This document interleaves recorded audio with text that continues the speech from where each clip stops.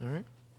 Well, hello everyone. Welcome back to And the Rest is Film History. Hi. I am joined konnichiwa. as usual. Oh, you're so eager. I love it. Right. Yeah.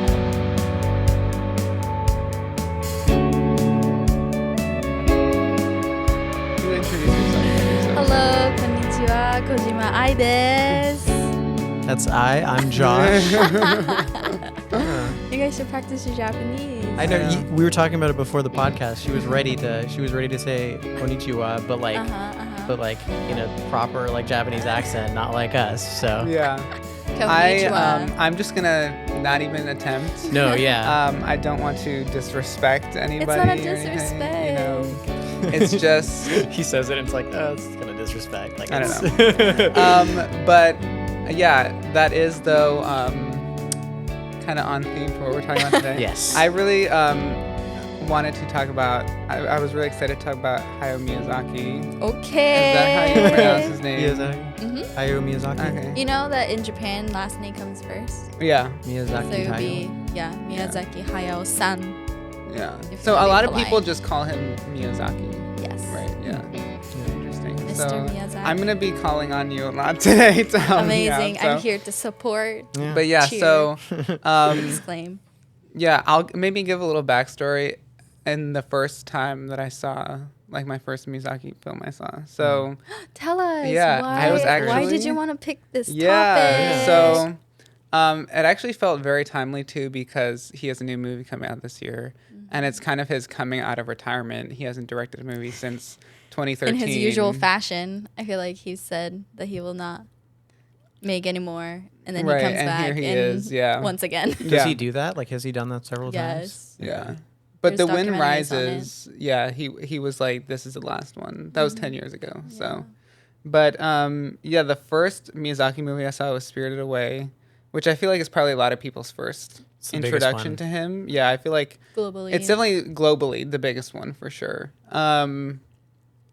And I saw it for the first time in art class in like 7th grade or something like that. Yeah, I think we were That's kind of cool. like between projects, or it was like the end of the quarter maybe. And my teacher was just like, we're going to watch a movie today. Now that I have so many friends who are teachers, by the way, maybe the teacher was just like, I'm done. Like, we're Yeah. not doing anything today. Here's a movie. You know, I don't know. Either way, they put on Spirited Away. And also, it was kind of like my teacher put it on, and people were just like, it basically meant like we don't have to like do stuff today. We're not in class, so people are Yeah. talking, you know. But I feel like, you know, usually when they put movies on like that, not everyone is like Paying necessarily attention. paying attention, No, super yeah. engaged. And I had no idea what it was, and I feel like the movie, everyone was so sucked in, like it just Oh, really? captured everybody. Was it and- most of people's first time watching it? Yeah, I maybe? think so. Would've Yeah, been probably, yeah. and Was it in Japanese, English, English. Yeah. dub?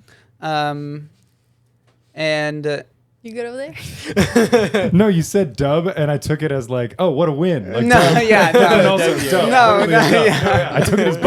I thought it was great. I thought it was great.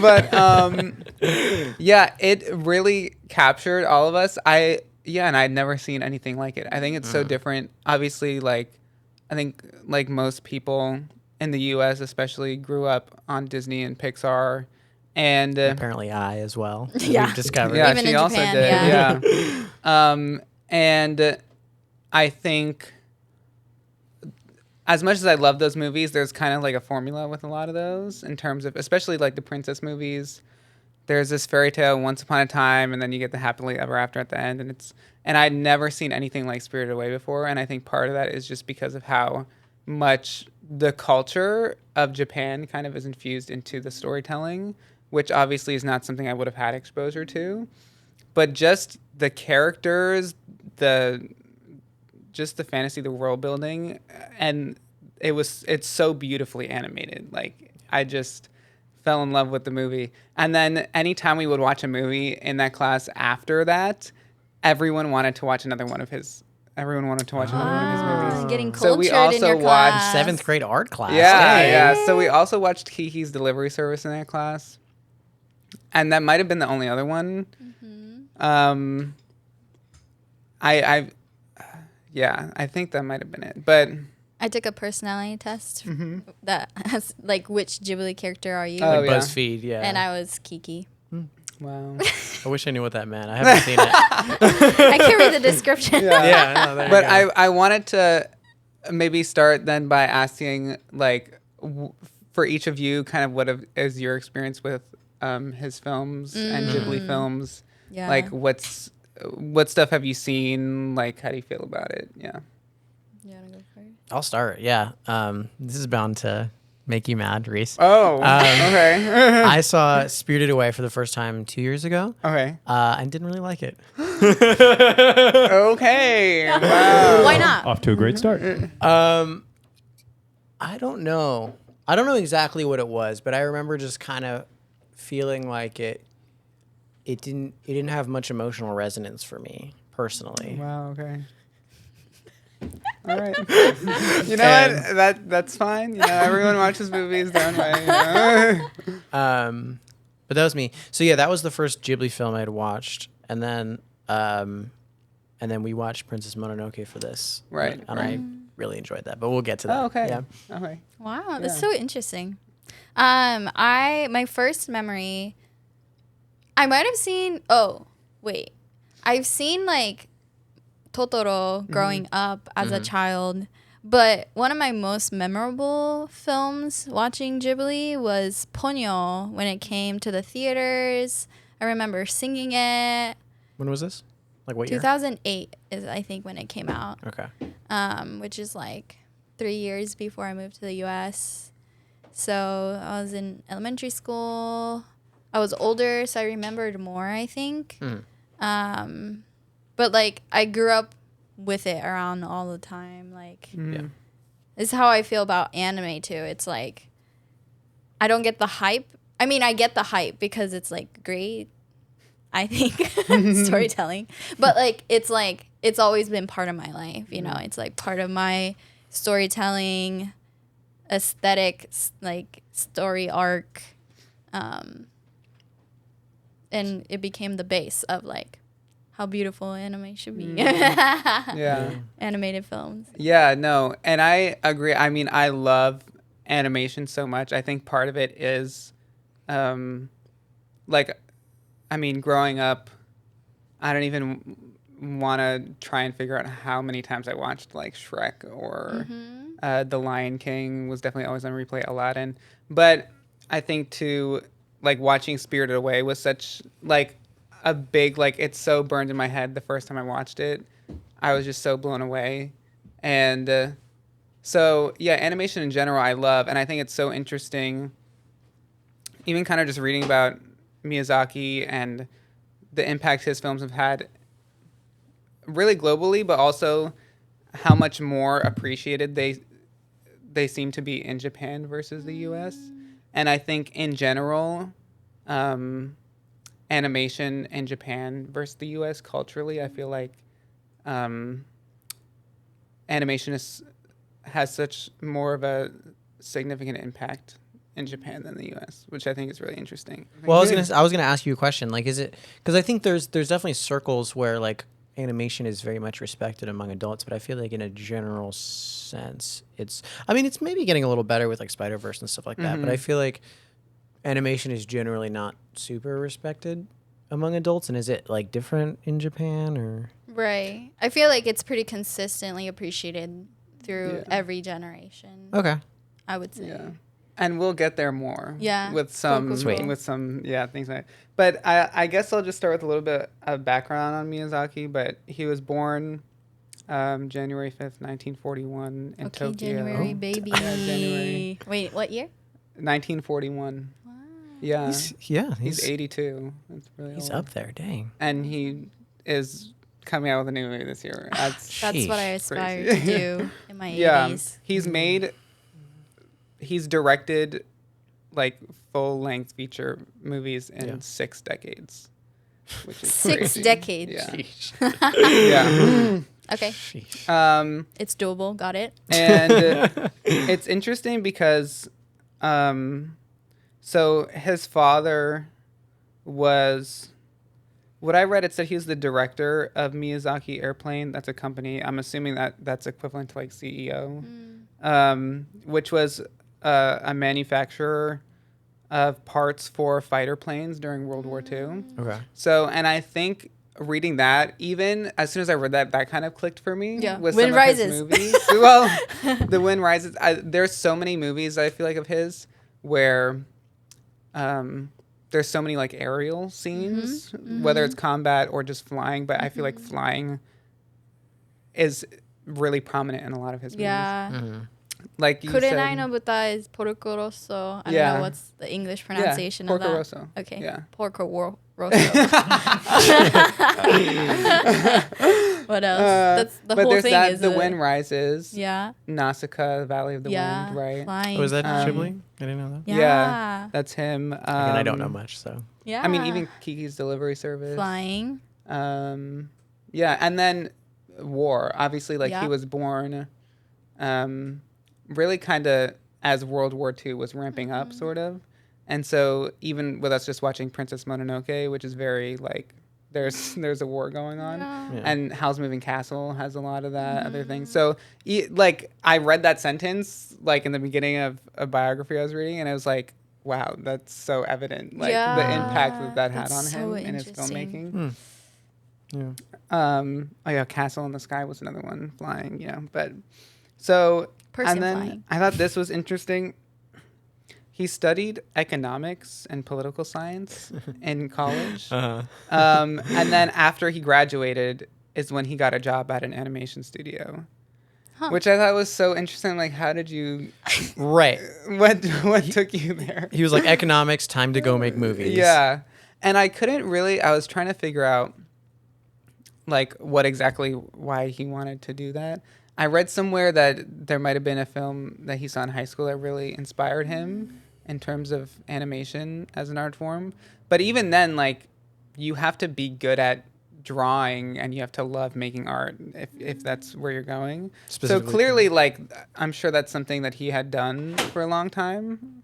But yeah, and I will also say, like, if there's one skill I wish I could have, it would be drawing or painting or something. Wow, really? Yeah, like when I see people making art, I'm just like, you're just moving your hand with like a pencil and somehow that comes out. And I literally, it's because I'm so bad at art too that I have an extra appreciation because I literally can't even draw a stick figure basically. Like I'm so helpless. In college, because I went to a liberal arts school, you had to take a lot of like general education Arts, classes yeah. kind of. And so I was taking this art class and it's like the first day and we're basically just like, it's not even a real class day. We're kind of just like getting to know what the class is going to be like. And then for fun, she's like, oh, we're going to make like a tissue paper flower. You know, you have tissue papers and you like fold it together to make a flower. And you have like a stem that's from that like the wire kind of thing. Yeah. And I literally couldn't make one. I was like, she's reading she's going through directions. Everyone's ahead. I'm like, wait, slow down. I don't know what's happening. And I dropped the class after that. I was like, I can't do art. So I'm always so impressed. I love looking at art. I so wish I had any kind of ability like that. But Are you like a fine art guy? Like, do you enjoy fine art? Like museums, like MoMA, whatever. yeah, I love museums. Really? I really love Because I love them too. Yeah. yeah, I think I really love watercolor painting. I especially love like landscape art. Yeah. It's probably my favorite. Yeah. There's a painter, and he does, I think it's watercolor, but it's traditional Japanese like art. His name's Sadeo Watanabe. Again, probably butchering that really bad, but he does Christian, like he does like scenes from the Bible, but it's in like traditional okay. Japanese watercolor. It's really cool. Interesting, yeah. But as I was watching different things, like learning about Miyazaki and Ghibli's process for making stuff, all the paintings and drawings, it's just breathtaking. Like they're just all over the wall in the studio. But so he ends up working for an animation studio, and at that studio is where he met Isao Takahata, which is who he ended up co-founding Studio Ghibli with. So he met him at the studio, working as an animator on like Takahata's first movie as a director. Mm-hmm.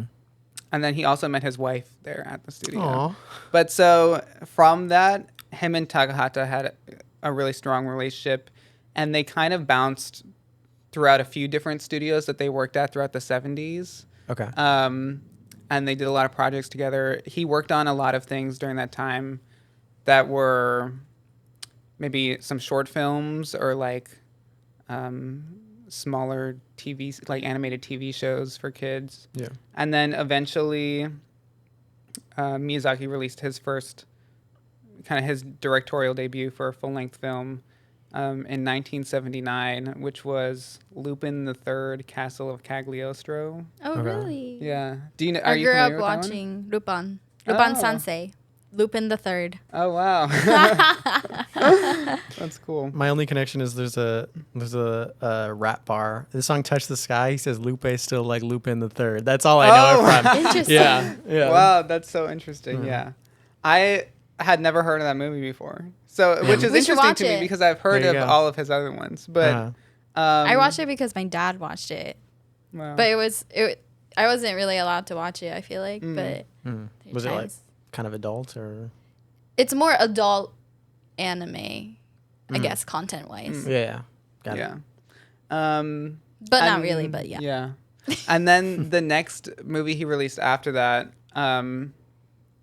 was actually based off of it was Nausicaa Valley of the Wind, but Mhm. at that time he was producing it as like a monthly comic strip as a manga for a magazine. And then that's what he ended up developing into the movie. That's cool. And I think that one kind of started getting him some more name recognition from that movie. Still, obviously, pretty small, but after that, that was released in 1984, and then in 1985 is when he and Takahata started Studio Ghibli. And then they ended up releasing Nausicaa Valley of the Wind, which was the first of his works to make it to the U.S., so they did an English version of it. Okay. And I guess when they did the English version, whoever distributed it and helped produce the English version decided to do a lot of cuts to it. And like the version that made it to the US was also really poorly dubbed. And it was basically unwatchable to people, like kind of. And so Miyazaki didn't release any more of his films in the West for over 10 years, which is really Wow, interesting. It's like we're not Scarred. doing this. Yeah, he was like, that's not happening. PTSD. So- man. So the first Studio Ghibli movies really remained just kind of within like The more country. Asian audiences within Japan. And it's kind of crazy reading through the first few movies that they did as a studio because all of them are such huge names, I feel like, and have so much impact. And when I really look at his catalog as a director, all of his movies have such critical acclaim. Like none of them really bombed. Like he didn't miss ever. It was pretty crazy, but I mean, we haven't seen Lupin the Third, so that's true. could be Is terrible. that But- under Ghibli though? It's No, not, It's right? not under Ghibli, Yeah. no. And I feel like it's a series that's been going on for a really long time as really? a show, and then maybe he made one of the movies because Lupin. Wow, I never said Lupin like Lupin before. Lupin has like multiple movies, Okay. like a lot, I think, and he Interesting. probably made one of them. Oh, guess, so a yeah. movie series. I thought you meant like a TV No, it's show. a show. Okay, it's a show. It's a show. Like anime shows can sometimes become a movie. Right. Right.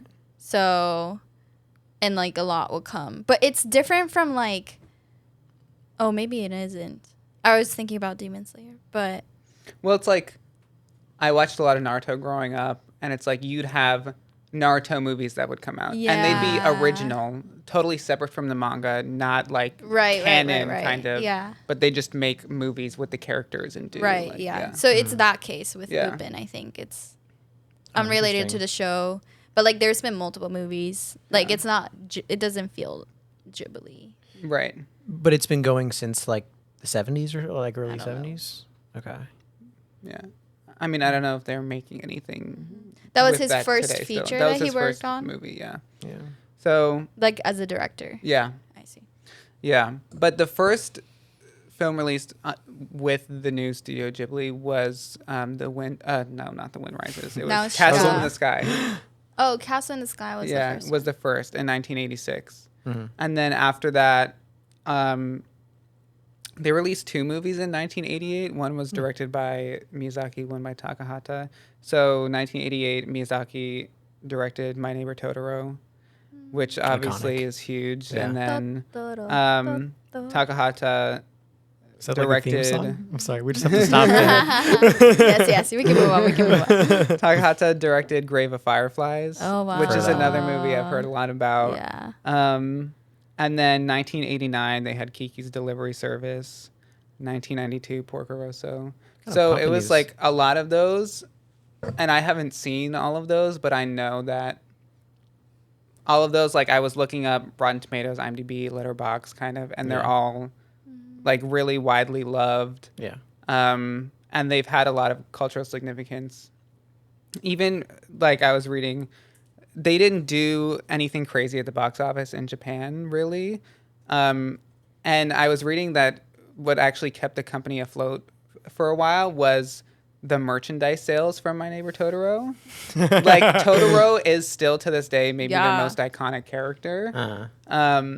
And so even that kind of, maybe the movie didn't do super well when it first came out, but the character became so recognizable and had an impact. And it's cute. Yeah. It's you can make a plushie. You yeah. know? You can't do that with The Wind Rises. You know. But so over time with those movies, they were really building a name for themselves. And then in 1997, they released Princess Mononoke. And so when they released Princess Mononoke, it broke the Japanese box office records and it became the #1 highest grossing movie in Japan, which is really amazing. But yeah, I think it says a lot. They started with some really strong movies at first and kind of laid the groundwork. Yeah. And that was also the longest period up to that point in between movies for Miyazaki. There was a 5-year gap between Porco Rosso and Princess Mononoke. Is like of all time, obviously probably not now, but like Not now, but at the time, yeah. of all time. Yeah. Wow. And it's interesting too because even with those first few movies, I think you saw some of the impact of his upbringing with his father's company and growing up kind of World War II, and then of course the aftermath in Japan of World War II, having such a significant impact. Obviously on both Miyazaki and Takahata, because Grave of Fireflies is really about kind of two brothers in the aftermath of the Hiroshima. The atomic bomb. Yeah, and Shout out to Oppenheimer. even Nausicaa Valley of the Wind has a lot to do with kind of like, right, it has a lot of flight kind of things, and it has a lot to say about, I think, the environment and ecological disaster, Which was also in Princess Mononoke Yeah, too. yeah. So yeah. there's definitely a lot of common themes from his movies. And then the next movie after Princess Mononoke that he directed was Spirited Away, which then broke the Japanese box office record again. Wow. And that was Japan's highest grossing movie for almost 20 years until... Was it Your Name? Or no? No. What was it? Try and guess. It was Not like the Your last Name? couple years. Not Your Name.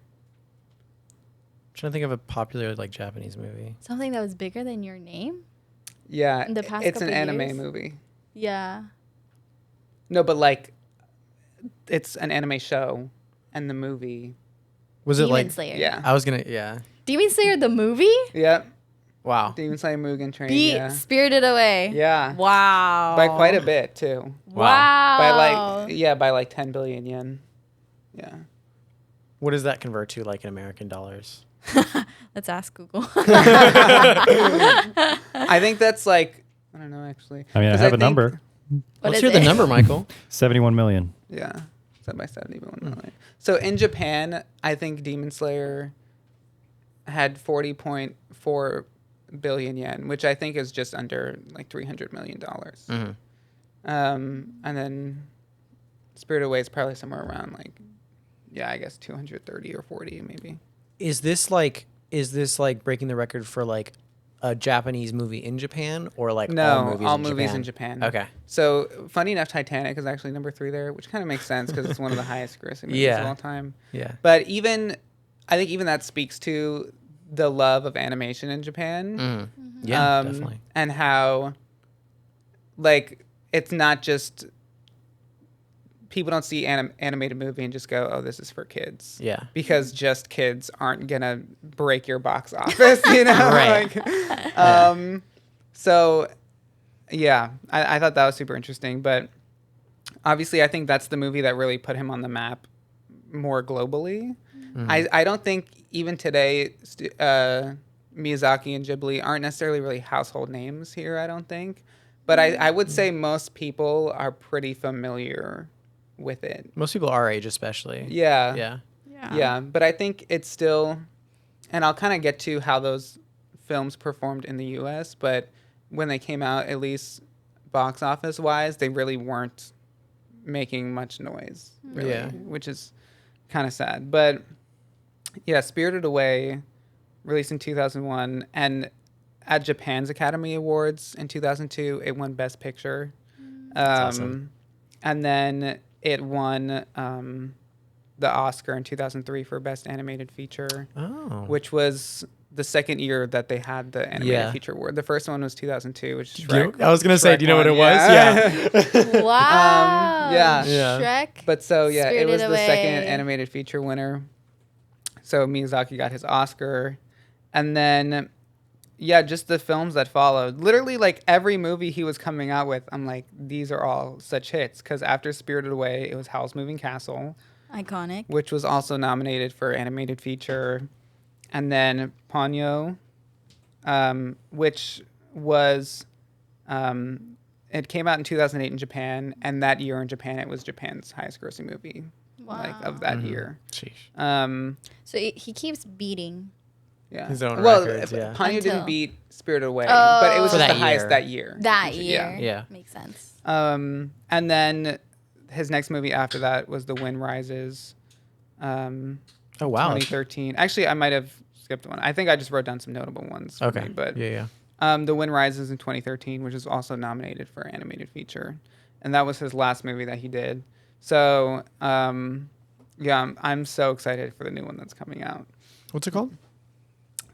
It's interesting because, like, when people were first talking about it and realized that there was a movie coming out, the name for it that everyone was saying was How Do You Live?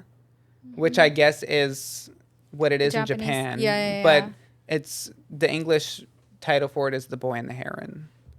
The Boy and the Heron? Heron. Heron. Okay. Heron, like it's a bird, you know. I don't know how that comes from, but Yeah. I've always wondered about the movie titles being translated when like it's significantly different. Yeah. Because the title, How Do You Live? Do they, I would be more interested in The Boy Yeah. and the Heron, but 君たちはどう生きるのか? like, is it like, do people think like How Do You Live would not play as well in America? Like, why? I wonder why. I don't know. I don't know. Mm. I don't know. But so and it's interesting again talking about the success of his movies in Japan. Just looking at their box office records too, I thought it was really interesting that 7 of the movies in their top 10 highest grossing of all time are animated movies. Yeah. And that's a mixture of their own anime movies like Demon Slayer, Mugen Train. Hayao Miyazaki has 3 movies in their top 10. Your Name is number 5. But they also have Frozen in their top 10, I think. So just in general, they clearly have a love for animation that I think is so interesting because I think animation definitely does well here. But really Disney and Pixar kind of dominate things. We've had some other studios like over the years like Illumination and DreamWorks kind of like they're definitely The big Yeah. they ones. do well, kind of. Yeah. But and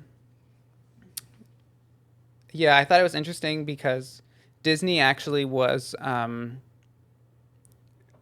Ghibli's distributor for their movies in the U.S. So Princess Mononoke was actually the first movie after Nausicaa Valley of the Wind that he released in the U.S. again. So after 10 years, She's a Disney princess. they isn't came she? out. Yeah, Princess I Mononoke. guess so. Yeah. Princess. So, and it's interesting because, so you had Princess Mononoke being this huge blockbuster in Japan and breaking their records.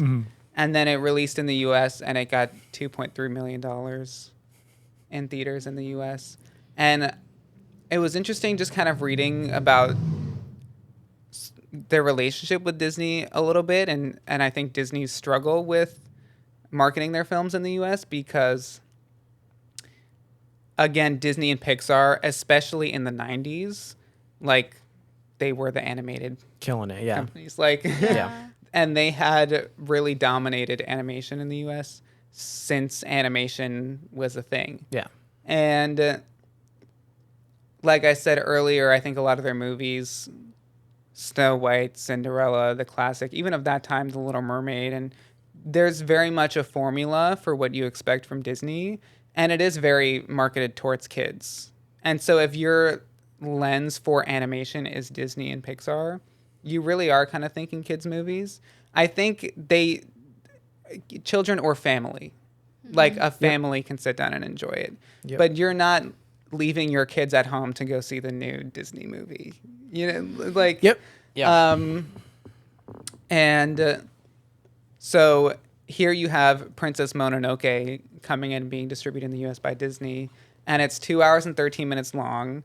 It's rated PG-13. It's this like fantasy action epic. Like bloody. Yeah. Yeah. It's like, Fully bloody. and Yeah. when they were making the partnership with Disney, Miyazaki's one thing that it's like, okay, we can make this deal, but no edits at all. Like, because of what happened with Valley of the Wind. Yeah. He's like, no edits. He didn't want to. And I think it's a theme I noticed watching some of the documentaries I did about Miyazaki. He will not compromise his artistic vision for anything.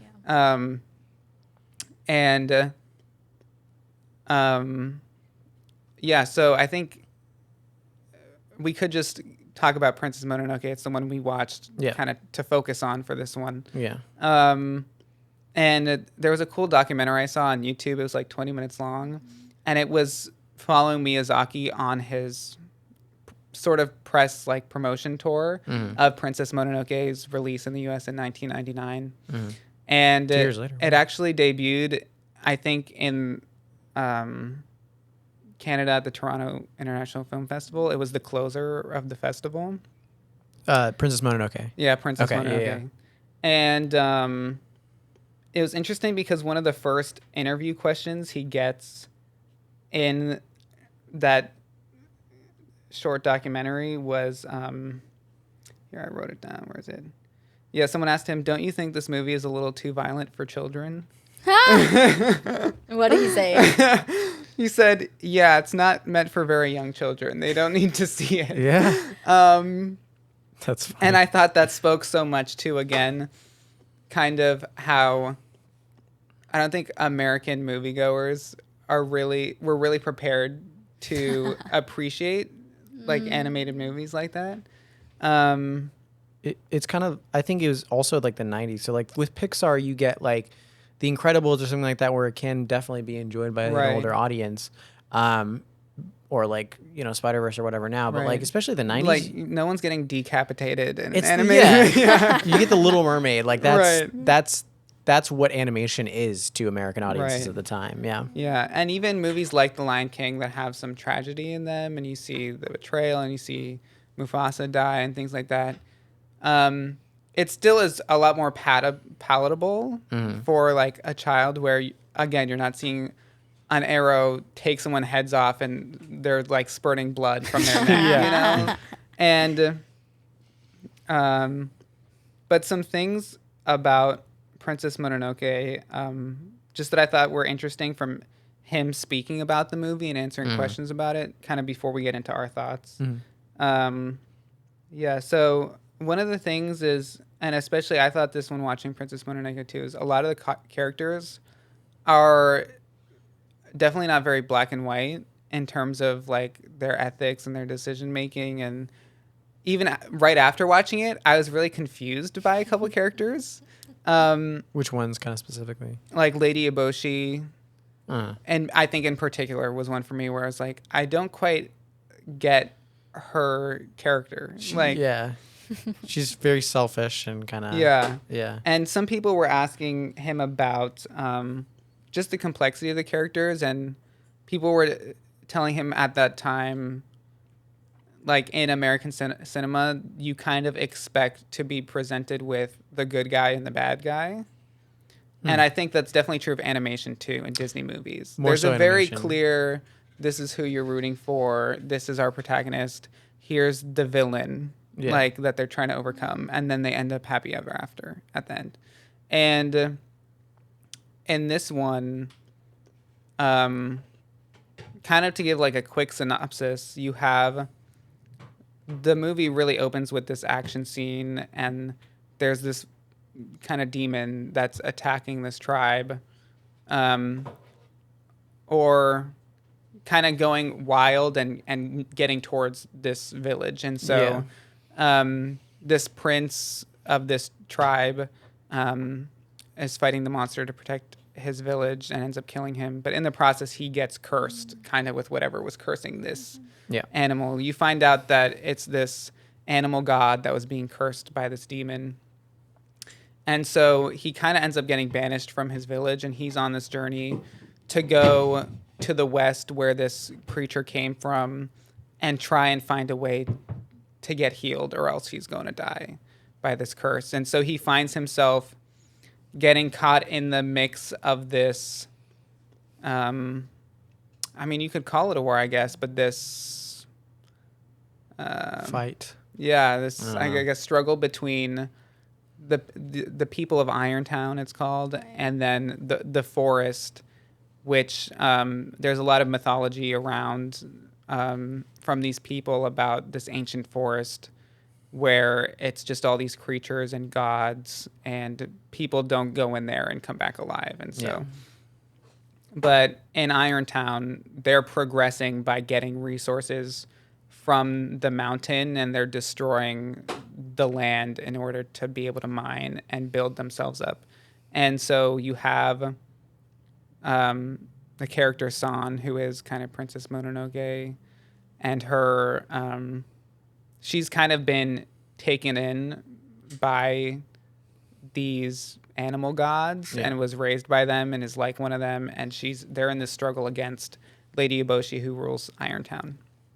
And he finds himself caught in the middle. And so, but Lady Eboshi's character is really interesting because she's someone who's so revered by her people, and she doesn't seem like this authoritarian ruler. She doesn't treat anyone badly. She's actually, you see her interacting with the people in her village, and she respects them and treats them with compassion. Yeah. And yet she's destroying this forest and taking the home away from these animals. And so you're kind of torn by her, and you're like, you don't seem like a bad person. Why are you doing this? Like, she's taking in lepers and stuff like that. Yeah. And so Miyazaki said, and this is a quote, "She's someone who bears the scars of profound trauma without giving up. It is her," and this is going to get into spoilers, so I'll just say I gave the synopsis. Spoilers. So there's going to be spoilers. Spoilers. But he says, "She is someone who bears the scars of profound trauma without giving up. It is her will, the force of her will, that kills the god." The type of person represented by Jigo, who is the kind of the hunter guy, like who's with the emperor, who wanted the head of the... Yep. You know what I'm talking about? Played by Billy Crudup in the dub. Yeah, the type of person represented by Jigo is too afraid to kill the god himself. He makes someone else kill the god. And I thought that was interesting, him talking about, because I was so confused why she would want to kill the god. And I started thinking about, again, what I was saying about her interactions with the people of Irontown. Women are really well treated in her in Irontown, and all the women there, Lady Eboshi saved pretty much from the brothels, or brought them out of the brothels in kind of the emperor's land, I guess, and put them to work in her village. And so they work like in the factory and have kind of hard jobs, but they're treated well. She really values them, and the men in the society don't really bother them a whole lot because Lady Eboshi really looks out for them. And then what you were saying too, there's a scene where she's interacting with the lepers, who, if you don't know what leprosy is, it's a skin disease. And especially when it was something in much older times where they didn't really have treatment and things like that for it. Lepers were usually kind of clumped together and outcast from society and seen as unclean, and you can't touch them and interact with them. But they had a place in her village, and she would go and speak with them. And I think they made the weapons, right? They did, the guns. So, and so when Jigo, he's trying to get the head of this god for the emperor because the emperor is in search of immortality, and he believes that if he has the head of the spirit of the forest, then he would be immortal or something like that. And Jigo goes to her basically to ask for help in getting the head. And when he's talking to her, he almost threatens her a little bit by saying, like, by kind of insinuating that he can have the woman taken back to the brothels. I don't know if do you remember that? I don't. Yeah, I'm pretty sure. Because I remember when they were talking, I didn't really understand what was going on there, but I do remember that, and I never understood why she was going with him and gonna take this head off. But I think it was an act of protection for her people. Yeah. I think overall in her character, you see a lot of compassion, again, just for the people that she's leading. And you're weighing that, and you're wrestling with the good in this character and the evil of the destruction that she's causing. But it's just about what she's willing to do for the people that she cares about. So I thought that was interesting. But again, like, even in the conversations he was having with people, the American people who were asking him these questions were coming from a place where they felt like this is not something we typically see in animated movies, where there's a complexity and you're really asking these questions and you're seeing people. And I think he was even asked, like, was the Japanese audience kind of struggling with the complexity of some of these characters too? And he was saying that some of the adults, yes, but he found that the children really felt like it was an accurate portrayal of reality, like in how people's characters are. Yeah. I think in the way he talked too, you could tell, like, some of his movies definitely have some more mature themes in them, but at the end of the day, he is kind of making some children's movies, you know, Totoro, Kiki's Delivery Service, Spirited Away. They still are meant to be enjoyed by children. I think the fantasy of them and everything. Yeah. And I think the way that he tells stories, I could tell that he really respects and believes that children, like, know these things and pay attention and can understand, like, what he's putting down. Yeah, they're picking it up. You know? Yeah. Even with the ending, watching Princess Mononoke, I thought the ending felt kind of abrupt to me and, like, unresolved.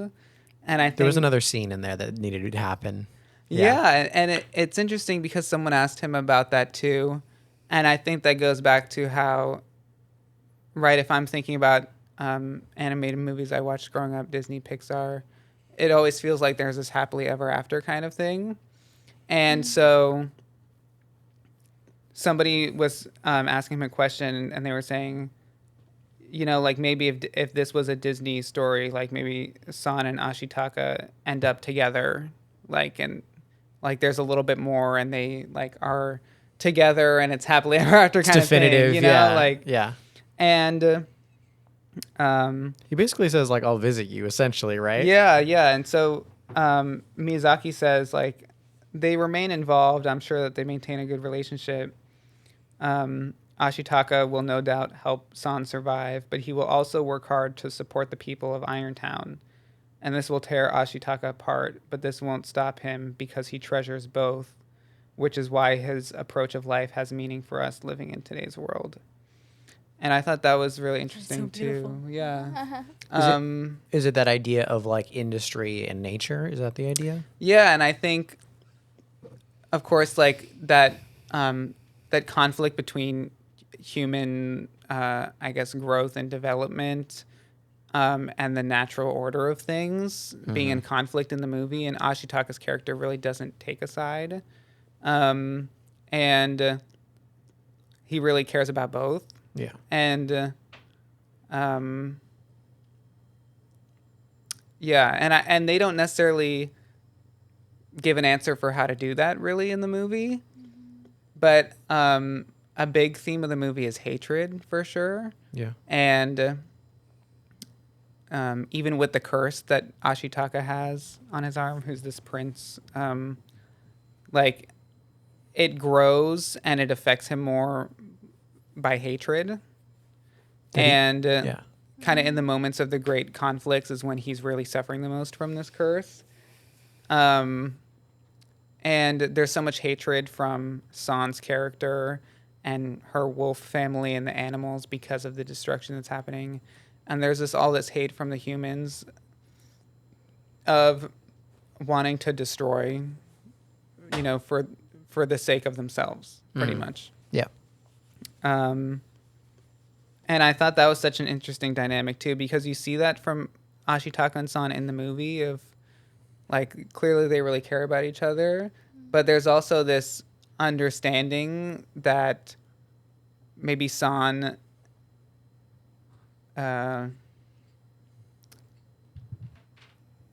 you know, in a way they're building this relationship, but her and the other gods of the forest don't really take him in because he's human, like, and he always will be. And they're harboring this, you know, kind of hatred. Even though they took in San, but Yeah, it's yeah. so interesting. Yeah. Yeah. They don't Yeah. trust him. Yeah. Yeah. There's a couple other interesting quotes that I just wanted to share. Let's see. Oh, yeah, I thought this was really interesting to me. Someone asked him about what his thoughts on anime were. And he said that he has many friends who make anime, and he doesn't like it. He doesn't like their anime, or he doesn't like that he has a lot of friends who are in it. No, he doesn't like their Work. anime. Yeah. And this was the quote. I thought this was so interesting. He said, because they flaunt despair. They're shallow and display no compassion for fellow humans. I also love how blunt he is, by the way. Yeah. I know. I love the way he talks. Like, yeah, the way he talks in his documentaries, I recommend watching a little bit of it. He's so, like, says what he wants to say. But yeah, they're shallow and display no compassion for fellow humans, and they take an extremely mechanical view of life. You follow, they're made cheap. They're ugly. Not just in animation, but also in computer games, children are sacrificed to the interests of business. I believe that animation robs children of real experience. The worlds of TV and computer games are limited to the senses of sight and sound, but when children encounter reality, they use all five senses. That's how they learn about the world. When children become absorbed in manufactured images instead of reality, they confuse the world on TV with the real world. And I thought that was so interesting because I was like, why make animation then? You know, like... Yeah. And it also sounds like he really does think about the children when he makes his films. Yeah. Hearing that. And he thinks that his way of creating these animated films is different from the mainstream. And I actually want to ask him how he felt when Demon Slayer beat the record now, because that's more of the mainstream anime route. That's different from Studio Ghibli films. So I have a question. Is anime, does that refer to TV and movies or just TV? Yeah, anime is just a broad term for Japanese animation. Got it. Basically, Got it. from my understanding. So he's like basically every other piece of Japanese animation.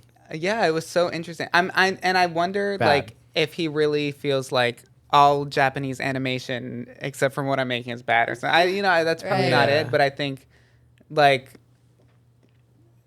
just like there's something about the stories that are being told or the way that characters are portrayed that he doesn't like, because I think it doesn't really depict a more real world kind of thing. And I think with Princess Mononoke, even just the complexity of the characters, that people aren't wholly good or wholly bad, like that kind of does more of a, that services reality more. Yeah. You know?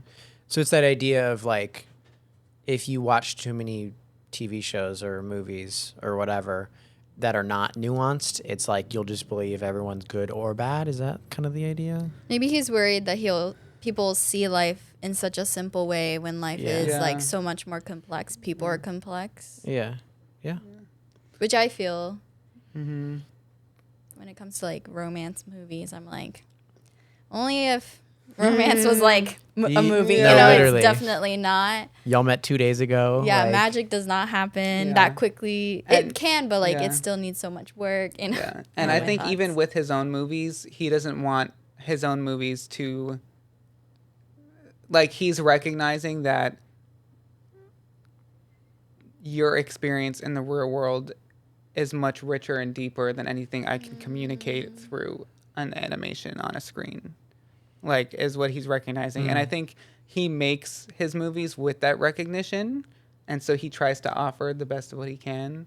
But I think a lot of times, again, he, like, one of his lines there is, children are sacrificed to the interests of business.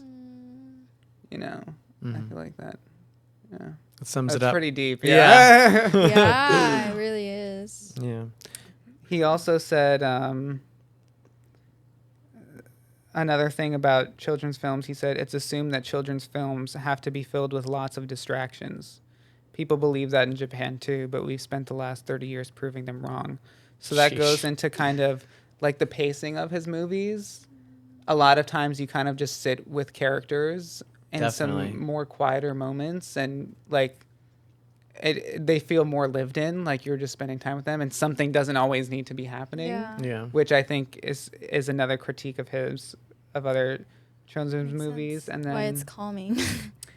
It is kind of calming. That is I true. love watching it like when I'm like about to sleep. It's like Uh-huh. brings me- That was especially earlier in the movie in Princess Mononoke. Like there was like when oh gosh, the guy who eventually, like, Billy Crudup's character in the English dub, he's sitting with Ashitaka and he's like, they're just like hanging out in a cave and just like talking. And I'm like, this is just like, it's the best kind of, like, one of my favorite types of movies where you're literally just sitting with the characters, having like, yeah. you're just with them. That was kind of Past Lives. That was for me. I know you loved Past Lives. So good. You saw it? Oh yeah. I don't think we've talked about it. We haven't talked yeah, about it. we no. have to Oh, after this. no. Yeah. Yeah, we saw it separately. so good. But you're just sitting with the characters and you're just Yeah. like on a day with them, hanging Yeah. out, and it's just like when the characters are really interesting and they're not very two dimensional, you can do that, and that is not really, kids films don't do that as much. Yeah. Yeah. Even in the way, like, there's a scene where Ashitaka comes across those injured men kind of early on, and he takes them by the river, and he's kind of just washing his cup, treating them, and it's very, like, you're just seeing how he moves, the kind of person he is, the kind of, yeah. There's one more quote that he mentioned about Princess Mononoke I wanted to share before we can kind of talk about our thoughts on the movie quickly, but Princess Mononoke is pretty different from the movies that they were making, like the first few movies that they released. And so someone asked him about, why he chose to go this direction with the movie. And he said, we've made many films which encourage children to be bright and hopeful. We've been making films to cheer them up and support them. But given the reality they encounter, that support isn't enough. They instinctively understand the problems. Where is the world headed? Are humans doing the right thing? Unless we address those questions directly, our encouragement is useless because we're not addressing the real issues.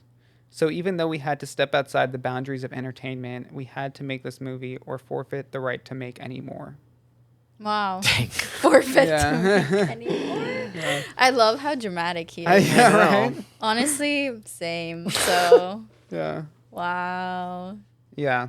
Anytime he would say things, it was just like, wow, wise old man. Just everything he was saying, I'm Spitting like, wisdom. Yeah. Wow. Yeah. yeah. So I'm interested to hear about what about Princess Mononoke you enjoyed, like, because you weren't a huge fan of Spirited Away. So No, yeah. what did it for you with this one? Yeah, I think I loved the fantastical, like the fantasy world. I was so interested in like, I think like sometimes like modern fantasy movies, or maybe not modern. I think it's maybe always been a problem with fantasy movies, but like they maybe have like characters that are kind of two dimensional or whatever. And I think like the world can be very interesting, but then the characters aren't super interesting sometimes. And I think with this, both were so interesting, and I just got swept up with this movie. Like I think in a way that I haven't by a lot of like more fantastical movies in the last couple of years. Like I think I've definitely been more focused on like character driven stuff or like maybe more realistic stuff or whatever. But I just found the fantasy so interesting and like so like okay, we're finding out more about this, this god character. Like this is interesting. Like then we're finding out about Iron Town. I thought that was so interesting. I thought the animation was so beautiful. Yeah. Like just amazing, like so like brightly colored and calming at points and just like smooth and just really amazing. You get like different like light patterns at different points. It got to a point where I'm like, now they're just showing off. Like this is not necessary. But yeah, super beautiful. The monsters were like terrifying, like in a fun way. Like they were just like the weird like tentacle, like when when a spirit would like cover an animal, like it would like get all tentacly and stuff like that. I can't explain it. I don't know, but yeah, just so much fun and so interesting. And there was like a point to it at the end, like it had an environmental message and like the characters were very interesting. Just really good. Yeah. What about you? Princess Mononoke or Ghibli or him in general? Let's do Princess Mononoke, and then maybe you can give some general thoughts too. Give an out of 10 rating on the man himself, the personal man. Yeah, Miyazaki-san. But I would love to hear too, like, because of obviously you spent a lot of time in Japan. If you see, because it really is so interesting to me how much of an impact animation has on their culture. And how everyone responds to it versus here too. That's so interesting to me. Yeah. It's like, where do I begin? It does make me think though. I think when part of my desire to pursue cinematography, I know a lot of the influence that I'm going to have in the way I light or frame up will come from anime shots, because I just like remember, and this is because like I don't draw. Like maybe if I went down the animation route, like it'll be more like directly translated. But I just remember like growing up seeing these shots, like honestly, like it's the cutaways that's like, it's like story is happening, but then it will cut away to a sink with like water dripping and like the light is shining on the water and it's like glowing, or like the landscape, shots. I just love the way it portrayed the story and the pacing, that like I'm just trying to like bring it into like live action, I guess. And I've heard so many people, including me when I was younger, that was like, I just want to make a live action essence of the Ghibli films, which is like impossible, Like I'm gonna still attempt, but like, She's remaking Spirited Away no, I don't want to do that. with Scarlett Johansson. Who would she I thought you were be? gonna say the Yeah, Netflix Scarlett adaptation. Johansson as Chihiro. Well, no, because she did that. She did Ghost in the Shell a couple years ago, and people were mad because it was like a Asian character. Whitewashing. Yeah, it was an Asian character, and she played I thought it. you were gonna do a Netflix But, like- adaptation, a Netflix live action. The Ghibli characters I'd are love not that. always Japanese either. I just saw this like online explanation video of how all anime characters are cats. Like they're not people. I don't know. Sorry? Okay. You can give me that rabbit hole another time. Yeah, I'm I don't know if we have definitely time for the interested, cat theory. Yeah, how like all characters look like cats. It's like because anyway, that's another conversation. But that's one impact I feel like will stay watching those films. And it was interesting watching Princess Mononoke actually reminded me of there's this one experience I've had writing a feature script in college for a class, and it was a fantastical movie, and there's these scenes that I feel like clearly I was like influenced by what I've seen before, because there's this whole like part where a stray cat is leading my main character through a forest into a new world, which made me think about that those characters. What was it called?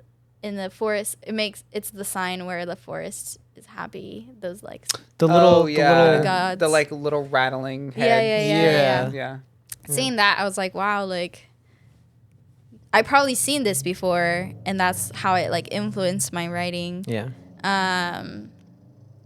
So it was just like fun seeing like, and I think thinking about how Miyazaki is being influenced by what he saw in his world, like with his dad's business or what he experienced. It's like artists will end up creating based on like what they've experienced and seen and like how they see the world, and like we're trying to just like materialize all that into an art form. And like Yeah. I think it also makes me feel like this sense of responsibility to want to know my like roots, whether that is like my Japanese American roots and like Irish American roots. You're because- Irish American? Yeah, Sorry. my half U.S. side is Irish American. What? You don't see it? I did not know that. Yeah, Oh. yeah. Wait, so you're half American? Wait. Yeah, I did not know that. that's really funny. Was it your mom or your dad? My mom, Your mom is Irish Irish-American. American.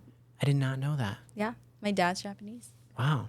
Welcome to my world. I'm not going to ask more on the podcast, but afterward. So like, I feel like since I moved to the U.S. when I was 12, like I was detached from my Japanese side for a really long time because I felt the need to fit in. Like it was really hard transitioning from Japan to the U.S. And I like pushed my like Japanese identity aside so I can fit in, to make friends, to be loved. And like when I realized how much I missed that, I was trying to like incorporate that more, and that's why I moved from Tennessee to LA so I can be more around like other Asian filmmakers and like finding my path to like tell my stories. But it's really cool to see just like what you grow up with does have like so much effect, and like mine is with this, and like there's so many. I don't know, I love how like each artist can have this like really rich way of like pursuing their art, and to see someone like him who clearly is an artist inside out. I know some artists who wants to separate their work life from their personal life, even when they're working in film. And then right now I feel like I'm in this place where I'm just like observing all these like differences in like the pursuit of filmmaking even. But he's a really cool guy. I would love to have a conversation with him someday if I Yeah. ever get that chance. Yeah, Princess Mononoke, I was definitely really excited to see. For someone who was so impacted by Spirited Away and really like claimed to love Miyazaki, I really haven't seen a lot of his movies. I haven't seen Totoro. I haven't seen, so. That's pretty wild, actually. And I had never seen Princess Mononoke, so I was so excited. So it was your first time? Yeah. Ah!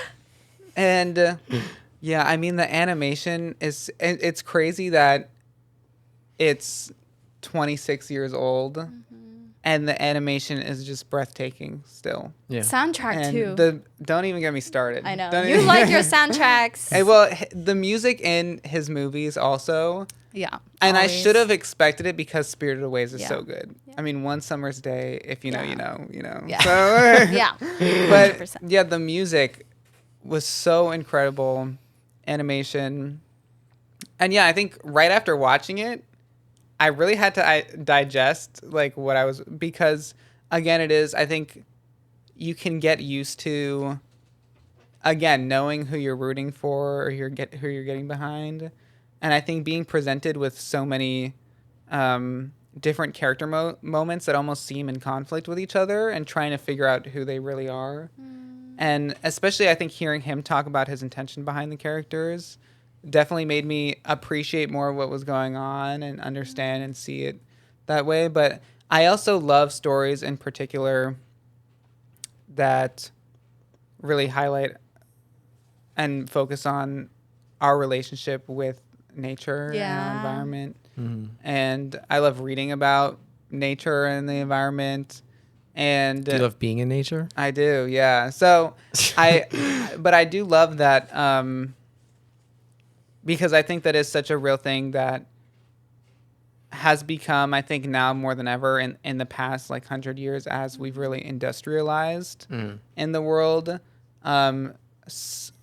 Something that's so more really that we have to be aware of and is really relevant is just how are we, for the sake of our own development and our own greed sometime and needs, like the way that we connect to our environment? I feel like right now, that movie kind of almost felt ahead of its time, like 26 years ago, because it feels like there is such a conflict, and the way that he personifies those animals and the relationships they have with one another, the way they all try and defend their home in their own ways, the different emotional responses they have to the destruction that's happening, and the ways they try and deal with it or cope with it, is so. I just think it's really powerful. So, yeah, I definitely want to watch it again for sure. But kind of going back to like how like painting, drawing is that one skill that it just blows me away every time. Because I was watching another documentary about him where he was in the process of making Ponyo, and it just his artistic talent. It just is so crazy to me how people just start doing that on a paper and then all of a sudden it's this beautiful image. He had these rooms where all the walls are just covered in like these image boards and the storyboard moments that he's doing. I'm like, it blows my mind. Yeah. That's so interesting you say that though, because I feel like that's how I feel about singing. And it makes sense because interesting. you know how to sing. So Right, that you'll can't find draw. something else where like How's that? what? Like, do you mean like how could someone just like You'll like the admiration for something you can't do, Yeah. you know? Yeah, like yeah, it yeah. just amplifies and you'll take your own I skills guess, and yeah. talent for granted. Just Yeah. kidding, but like But it's amazing too because all of the movies he's directed are all like hand drawn. Yeah. They're more traditional animation. And now most movies, like most big animated movies at least, are all computer animated. yeah. Toy Story I don't think has Toy Story. Pixar I don't think has any hand drawn animated movies. Toy Story was actually the first like full length computer animated movie. And the last hand-drawn Disney animated movie was Princess and the Frog in 2009. Wow. So even this new one that's coming out from him is hand-drawn animated again, fully hand-drawn. And so that's another reason I'm so excited, is because he just has such a unique style, and it's so singular. And I think animation in general I love, because really the possibilities are endless in what you can do. Because as long as you can create the image in your mind and draw it, you can make anything happen. Whereas people and like trying to make it look real world, you know, you're very limited, you know.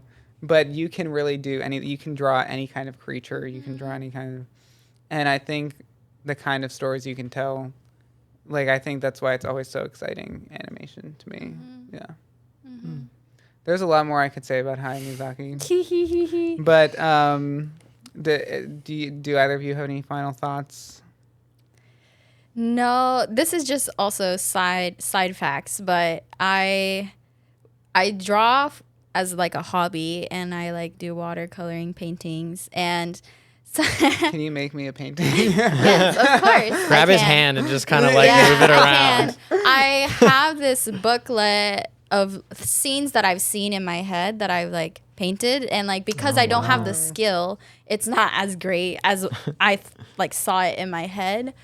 But still, it's like a collection of frames that I hope to like recreate later in my life. Like if there's a project that is fit for that, or I don't know. I hope in my process of doing storytelling and in cinematography or not, that, you know, I'll draw.